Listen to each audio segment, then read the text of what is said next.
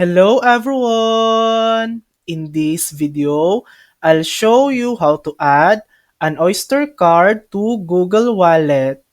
Currently, you cannot add a physical Oyster card directly to Google Wallet.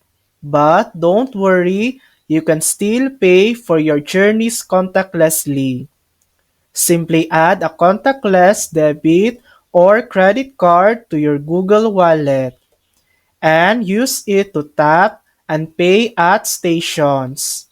Alternatively, you can manage your Oyster card and tap it up using the TFL Go app.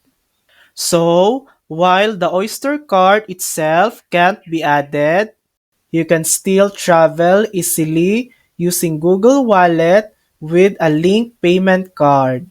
Thanks for watching! If this video helped you, please like and subscribe for more helpful tutorials.